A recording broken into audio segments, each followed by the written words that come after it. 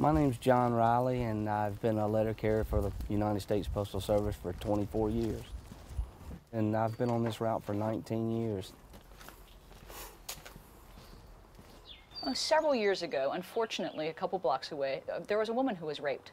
And John felt that it was very important for all the women who live alone to know that this had happened and to make sure that they had the news. And so he knocked on every single door of the women that he knew who lived alone to make sure that they knew. Things of that nature have rarely ever happened out here, and you know, for that to happen, I mean, there's major concern of mine, for one, the victim, and let alone, and two, for everyone else's safety and well-being in the neighborhood. There you go. Let's go. John has his critters. He calls them his critters, which are the dogs that he knows on his route. I found out years ago when I first started doing this that the easiest way to find out if a dog was a friend or foe was to have a biscuit in my pocket. He just puts a bone out here. Lucy, every day, when we take her for a walk in the afternoon, walks by here, walks up on the porch and takes a look. We had a bit of an incident, not with John, but he had a replacement, and one of John's critters rushed out to greet the mailman, and he didn't know what was going on, so the poor dog got pepper sprayed. When the owner called the mail office and was upset about it, they tried to blame John and said it was John's fault because he had been giving treats to the dog.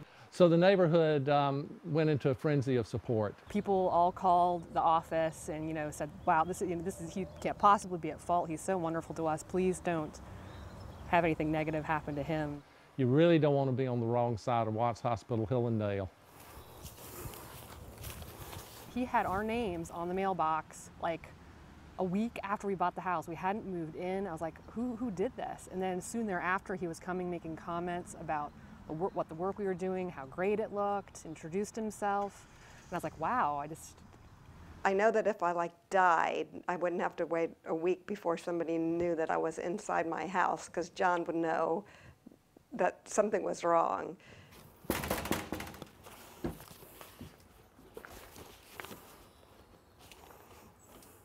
Hi, Ms. Williams. How are you? This one wouldn't quite fit. Huh? That would not quite fit in your box.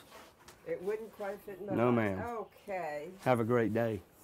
You do too.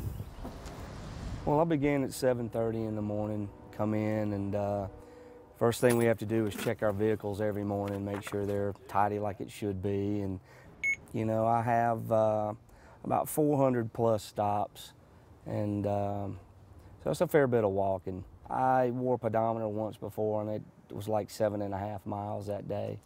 Although my job it's fairly monotonous on a day-to-day basis, but what you may encounter is there's something new every day.